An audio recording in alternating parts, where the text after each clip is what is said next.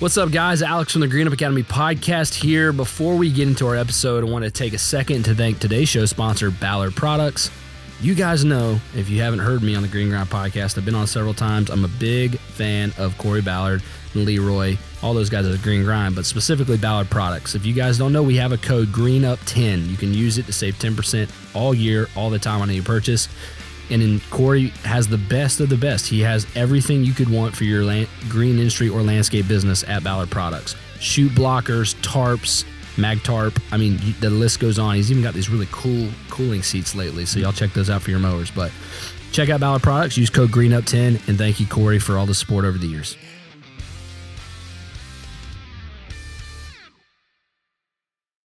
Welcome to the Green Up Academy podcast with Alex Kirby, where we focus on helping you level up your green industry business.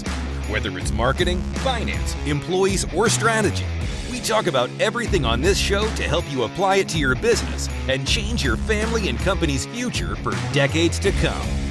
Here's your host, Alex Kirby. What is up, everybody? Alex here from the Green Up Academy podcast, and I want to intro this episode with you, and I really enjoyed it, with our today's guest, Ben Bishop. Ben is from Waycross, Georgia, which is South Georgia. And Ben is a really unique guy because he's not a current owner-operator, but he's owned and operated and sold a lawn and landscape business in the past. And now he's gearing up to start a very specific turf business in 2025. But he does currently a lot of consulting for hardscape landscape projects because he has a horticulture degree. So I thought Ben... I didn't really know Ben when we started talking. We've talked on Instagram back and forth from time to time, but never had a real conversation. And Ben has been one of my favorite interviews because we're a lot alike in our faith, in our thoughts, in our philosophies. Guys, I think you're going to really enjoy our conversation with Ben. It's 2 parts. This is going to be part number 1. So again, this is Ben Bishop from Waycross, Georgia. So Ben, first off, thanks for being on, Ben. So tell me, the in the intro stuff you sent me, why did you start a company and sell it so quickly? And then why is lawn care something you can't get away from? Yeah. So lawn care to me it's like something, it's like a bad cold I can't get rid of. It's encapsulating my life every day, even though I'm not in the day-to-day of the industry anymore. So I started my first company when I was 16. And I sold it when I was 21 due to some health issues. So I had back surgery at 21. I was helping my dad out of his office and carrying a catalog box and blew out my L4, L5, S1 and was pretty much bedridden for 2 months and then had multiple nerve damage down my legs. And so it just became to the point where I really wasn't able to do what I was doing. You know, when you're 16, 17, 18 years old and you get it, the back-breaking work, you're in the day-to-day, you like that. When I wasn't able to do that anymore, it just was really time for me to exit the industry for a little while. Well, that's really interesting because I know you listen sometimes to the show. I tell guys all the time that a lot of people are one injury away from being out of business. That's like a phrase I say pretty often. And I think it's one of the biggest issues in our industry is that a lot of guys own their job but don't own a business. Right. And even if it's small. So like there's a guy, Josh Anderson, I know he's going to listen to this. Shout out to Josh. He's in our crew group. And Josh has like 5 guys. Yeah. Josh has like 5 guys. It's not a huge thing by any means, but it's enough to where if he had gotten hurt, he wouldn't be out of business. You see what I'm saying? Like he's got a project manager, he's got a couple crews, he's got an admin assistant, right? And so thank you for saying that because it gives me, and that's why I wanted to have you on, Ben, is I usually have guys who are still in the industry. Well, I just got out of owning my own business technically. So I thought it'd be interesting for us to give perspectives to guys that are unique to the ones they're hearing every day, which is lawn care pro, lawn care pro. And I think you're right. I've kind of got some things my dad and I say, and my friends and I say when it comes to business. And one that kind of stuck with me for the last 15 years is, are you working in your business or are you working on your business? And I love that. For me, my day-to-day role has changed from the lawn care professional of riding around in a truck, mowing grass.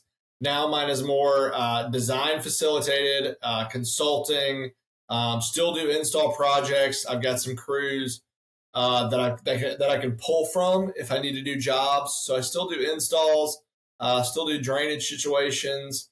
It's really just kind of what I want to get involved in now. But on like the weekends and stuff, it's like a weekend thing? Weekends during the week. I've got a job where I'm very fortunate to where I work from home and they understand my background. And so, I went to school for horticulture. I spent that time. I did that time, and I don't want to so much let that go to waste. And so for me, being able to help out in this industry and guide guys and lead guys and coach, not so much on the, hey, here's how we're going to mow, but hey, here's how you need to set your business up from a structural standpoint.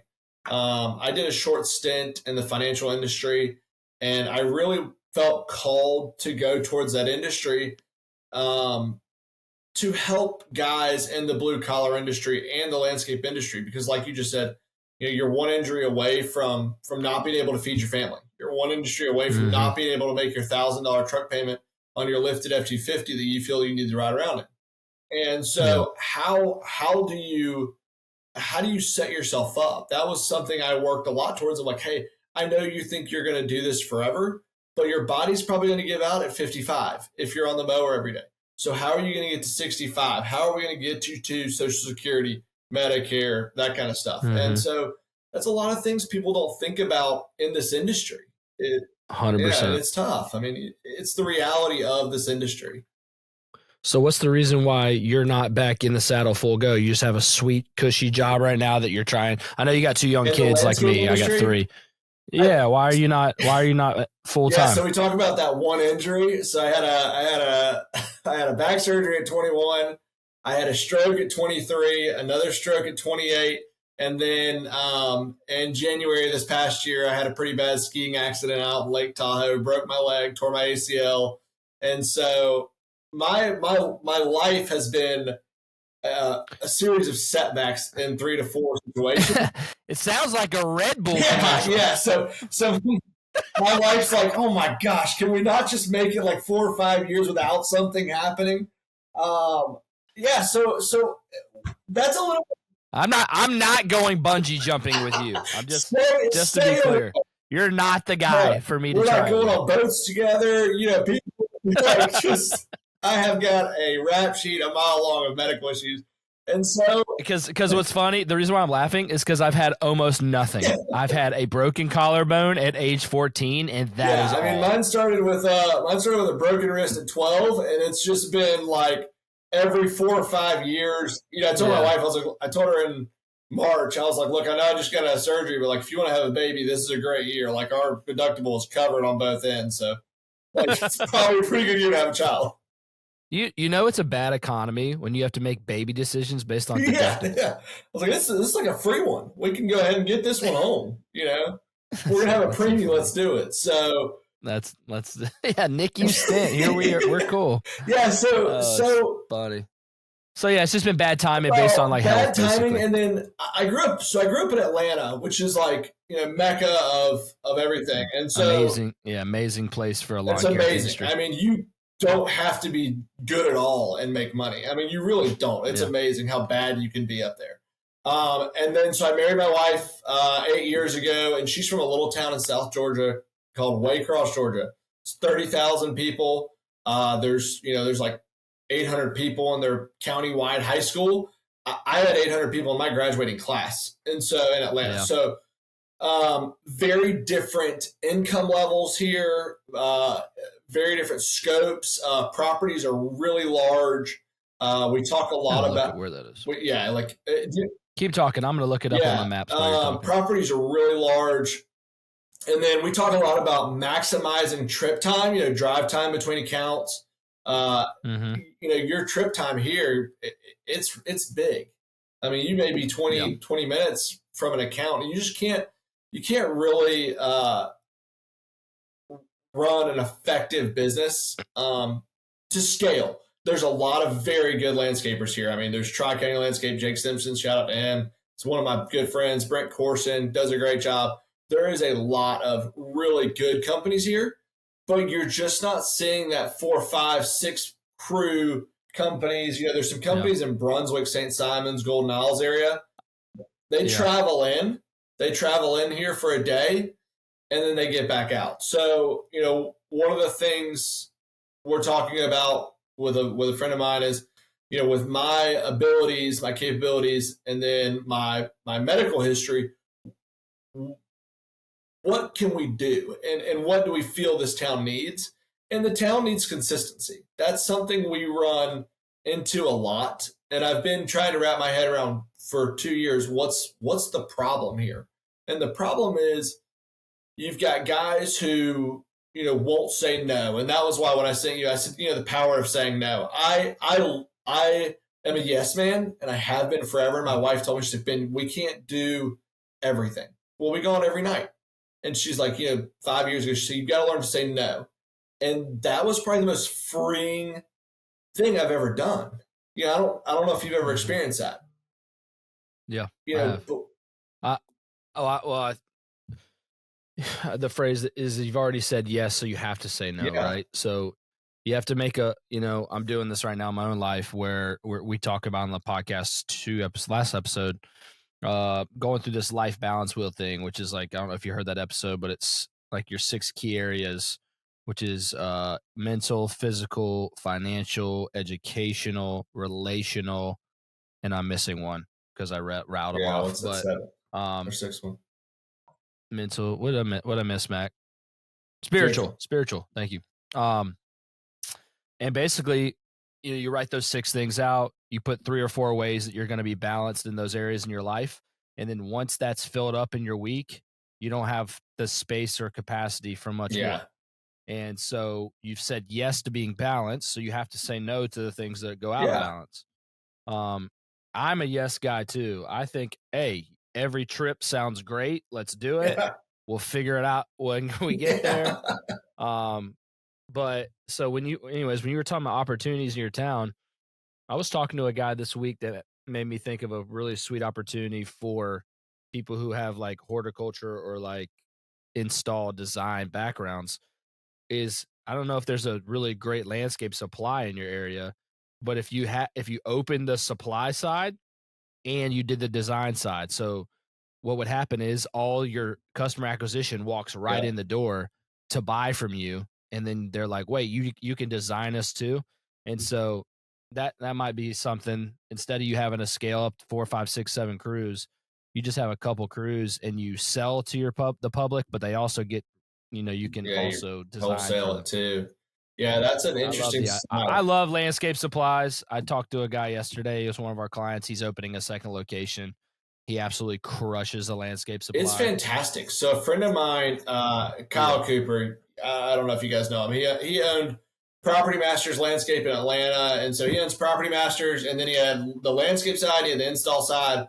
He had 2 separate guys running each one of them and gave him ownership on both. And the guy is a vertical integration genius. I mean, he's one of the smartest people I've ever met in my entire life, and fortunate to grow up getting to kind of have him mentor me a little bit.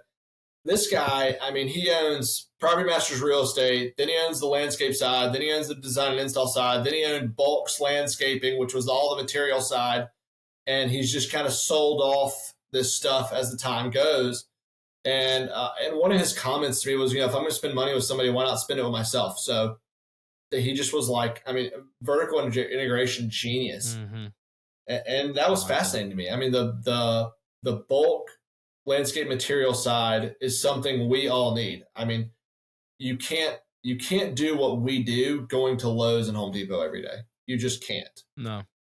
And you'd rather not go to Site One if you can help it. I mean, I like Site One, but they obviously have a great selection, but you get that corporate feel to it when you go, right? You'd rather buy from a local. Yeah, there's a guy in Atlanta. I don't know if he's still around. I've been gone 8 years, but it was called Pine Straw King. And it was a little dude sitting in a 10 by 12 shed, smoking a cigarette. You'd show up and it'd be like, what do you want? And I was like, well, I want, a ton of mulch. All right. And he'd like take 5 minutes to get it from his chair, but it just had that feel, and it was like, man, I like going to this guy. And that's that corporate feel. I mean, that that hometown bulk material place is what everybody needs.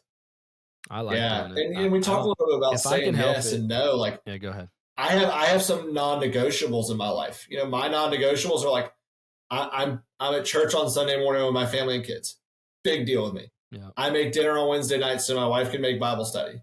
Like, those two things are like are non-negotiables. I played golf last night, and I'll have a men's dinner tomorrow night. But I'm home on Wednesday, and I can do whatever I want on the weekends. But it's, you know, those are some things. So when you talk about building out your 6 facets and balance, you know, I think identifying those non-negotiables with your spouse or with your family is a key. You know, that was an episode we did. What, Mac? 8 ago was non-negotiables. How to set your non-negotiables up. Immovable. They're not. There's no discussion. Same for us. Sundays and in small group, we're doing. My wife and I are leading a couple small groups this fall. Some other things, but same thing. So okay, so are you planning on starting something next year? Is that what you were saying? Yeah. So 2025 is going to be exciting. We are kind of go into the talk about finding your niche. We're going into high-end chemicals. So we're going to do high-end chemical plans. Down here, you do a lot of pre, a post, and that's really it. You know, one of the issues we run into a lot is, you know, I shouldn't have to call you. You know, it's a problem I have. I shouldn't have to call my chemical guy, and he's going to be here in 3 weeks. You know, yeah. So we're going straight up to we're going straight into investing into high-end equipment. We're going to be probably going with some GPS sprayers because we've got some big properties. You know, you're talking the average property size here is probably an acre. GPS sprayers. You talking about like what? I have no idea what that is. Yeah, so we're probably going to go into like some GPS landscape sprayers that you mostly see on golf courses. Like self-automated? No, not self-automated, but regulating how many ounces are going out on each property, and then what these new ones do. John Deere just came out with it. It's got a screen on it, and the color of your area is darker or lighter depending on how much chemical you've put out. So you know if you need to hit it again to get more ounces out. So going really into that taking the next step to elevate that chemical side, and well, how far are you from Brunswick, which is the coast? How 45 far? 45 minutes. Man, so like your house is 45 minutes Yeah. away? It's so tempting to want to go crush it for all those rich people who have vacation homes. And yeah, you can. I mean, you can do it. And so this is kind of this high-end chemical thing. It's going to be a monthly run thing where you're paying we show up once a month, kind of like your pest control guy. He shows up. Yeah. We may need to kill ants 1 week. We may need to spray pre 1 week. We need to pose, spot treat. And it's going to be that's the way we're running it. And if, you know, I like to say I'm not for everybody. You know, my mom is in real estate, has been this way forever. And she gets really frustrated when people don't buy from her. And it just drives me crazy. I'm like, Mom, you know, you're not for everybody. And I'm not for everybody. Right. And that's this company. It's not for everybody. But it's going to be for the people that want that monthly service, high-end experience, you know, absolute no weeds. Let's talk about that for a minute. That's a great talking point for the average lawn and landscape pro, because, you know, when you start, this is how I believe you should take anything that makes you money in terms of in your profit range. Like you can't take the $20, but to lose money, but as long as it makes sense to make money, you should say yes, as long as you're not like climbing a tree to tie your shoe or something. I don't know where that came from, but then once you get to a sustainable size, so I think that number's around 10,000 a month revenue. Okay. Then that's where you start cutting from the bottom and adding to the top of what your specific niche, your target customer is. But so many guys struggle with wanting to like let go of revenue because they have revenue impulses, right? They're like, I don't want to lose revenue. I don't want to lose revenue. I definitely, like Mac and I were talking about this yesterday a little bit in our marketing business. Like we just rebranded to identify our target customer, which is service and trades companies mostly. Yeah. So why do you think, how do you think you're going to stick to your guns on that when you start? Like why is that so difficult to do? Well, and that's a good point. A lot of when you're talking about the revenue people who just cannot turn down $1, it's because their debt and payments are so high. They've stretched themselves so thin. They constantly have to say yes. Right. Look, it. You see these guys. You guys used to drive Ram, crew cab trucks. Okay. Yeah. Why'd you not drive F-250s? Because I didn't want to spend $65,000 when I could do it with 35. You've got people rolling 13,000. Yeah. You've got people rolling around in $75,000 rigs at $1,500 a month on payments. They got to do that. They got to get that dollar. And I'm in a situation now in life where I can kind of go, you know what? I can start off with that high-end customer and make it work. Fortunately, I'm just in that position in life. I love the grinders. I had a good friend of mine a couple weeks ago. We were sitting at a party for our Sunday school, and he said, and I laughed because my daughter Margaret ran over and did something, and he said she's a doer, not a thinker. I like that. And I stopped and I looked at him, and it's a friend of mine named Sam who owns Rebel Auction Company, which is, if you've never seen it, it's an unbelievable place. But he owns Rebel Auction, and I said, you just turned my world upside down with that comment. And I said, that I feel like I've lost that. Do you ever feel that way? Like, do you ever feel like, where did my mindset shift? Like, we all know that moment. Yeah. Are you saying that you'd rather be a doer rather than a thinker? I need to get back to being 50-50 and not overthinking stuff. But when you have kids, oh yeah, I agree with that. And you have a wife and you have responsibilities, you become more of a thinker. We all remember when we were 16, and I'm going to go figure out how to build that wall for that customer. I have no idea what I'm going to do, but I'm going to go figure it out. Now we sit at home and we watch 35 YouTube videos trying to not make a mistake. And I'm to that point in my life now with this new company where I've thought enough about it. I know what I want to do. I've got a key vision statement. I understand the profitability of it. I understand it's going to be slow. Now I just got to go do it. And that's something that I'm really excited about. I'm excited about the unknown. We just know that. I think the that's a great point. I think the reason why it's difficult not to overthink is because you have to remind yourself of the position you're actually in, not the one that feels like you're in. Oh man, that's such a good comment. So yesterday, so I sold my company, right, like almost a year ago now. And so I haven't really, because we're scaling our other two companies, I haven't really like paid myself a normal salary or whatever. But I'm in the position to be able to do so for at least this while.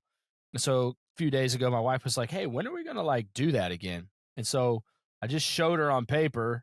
And so I do this every month because you can start freaking yourself out, right? You're like, yeah, that's weird not to ACH direct deposit for a while, right?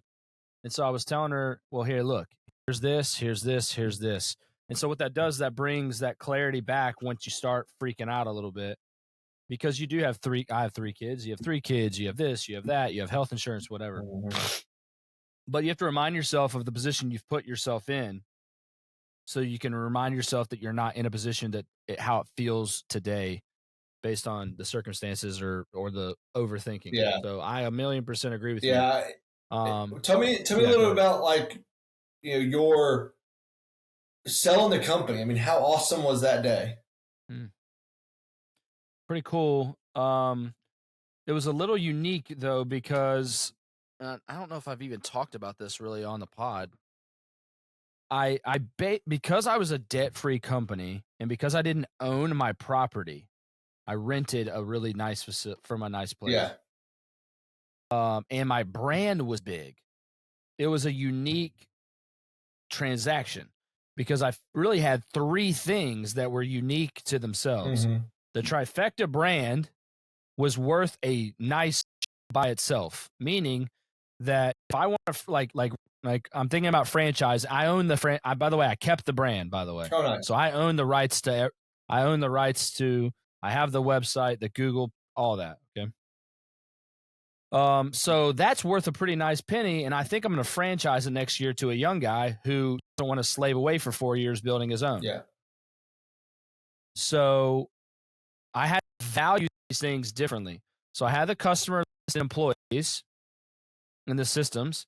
That was worth X. Then I had all the equipment that was paid for. That was worth X. Then I had the brand. And I told the guy, so a national company tried to buy me. I'll leave out who it is. It's one of the big 5. Yeah. And they flew in, met with me for an hour and a half. They met with, when did they try? It was like the end of 21, early 22, something like that. And within an hour and a half, they threw out a number. It was a big number, but the deal was bad. So it was like half now, half in 2 years. You have to stay on. I'm like, I'm not doing that.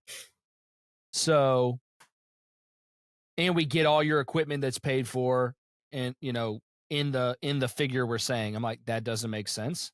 Why would I do that? No, they left. Never heard from them again. So then this guy in our town, cool guy, really nice guy. We got connected, and he just bought the customers and employees.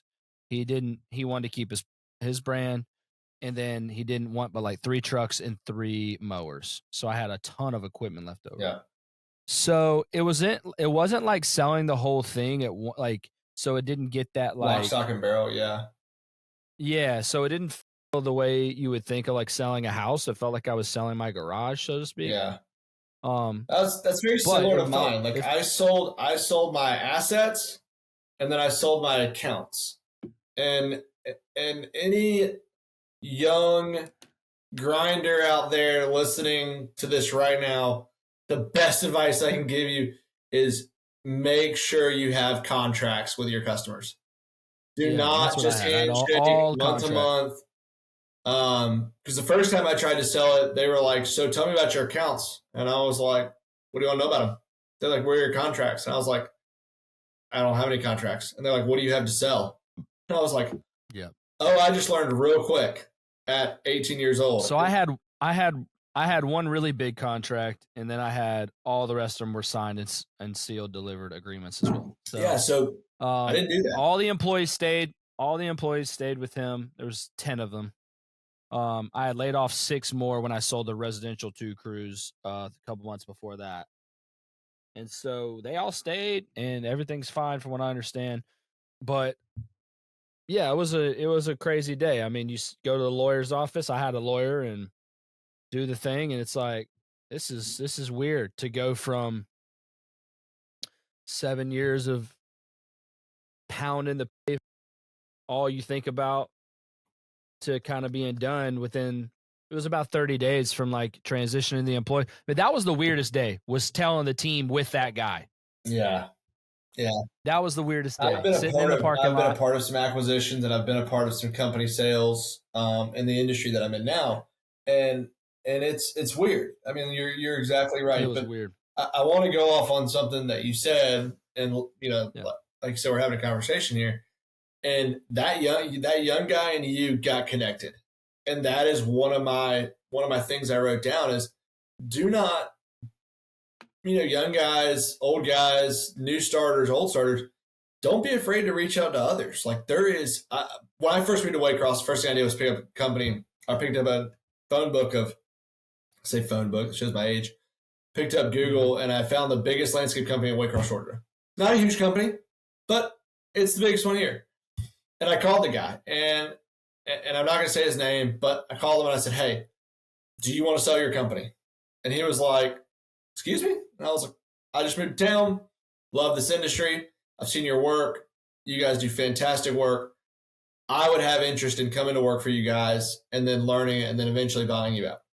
And he was like, I'm flattered. First of all, I've never had anybody do that. But second of all, my son is going to be taking it over. But his next comment blew my mind. And that was, we're in a town of 30,000 people. Blew my mind. He said, Ben, welcome to Waycross.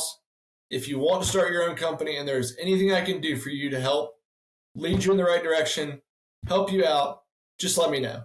And I thought, that's cool. That is mind-boggling to me. Yeah, that's cool. And to have someone take you underneath their wing, it's, no matter where you are, it's just so cool to me. I love that. Yeah. So he actually was older than me, the guy that ended up getting us. But so yeah, my non-compete runs out at the end of the year, so I can start back up without I can't contact the customers I sold him for another good bit, which I'm not going to do that. No. I'm not here to sabotage. I appreciate the transaction we had, but yeah, if I could start if I could start it back up and like sell it to a guy who's trying to, like the guy you're talking about theoretically, and use my coaching consulting help to help him grow and not make him spend 36 months growing to 200 grand, but spend 12 months growing to 200 grand. Yeah. I'd like to do that. Now you have 3 kids. Do you have girls or boys? I have a girl. My oldest is a girl. She's 5. Her name's Sage. And then I have a just turned 3-year-old Callaway boy, and Titus is 18 months. Oof. Yeah. And so we're going to wrap this episode up, and we're going to do part 2 here in a second. But that's what I want to talk about for guys. In the second part with Ben, we've talked about the lawn care side. We're going to talk about family. We're going to talk about faith. We're going to talk about what has been exciting for me lately, guys, which is how to be a better business owner as a person, and not just as a business owner as a technical, finance, hiring salesperson. It's something that we're talking a lot about, and we're thinking through possibly an event in the early spring or early part of 2025 to promote that here in the we're calling the 4-state area, which is North Carolina, South Carolina, Georgia, Tennessee. So Ben, thanks. Part 1. We're going to wrap this up. I think we're getting close to our time. You guys stay on. This episode is going to air, and then the next episode is going to be Ben again, part 2. Thanks, guys.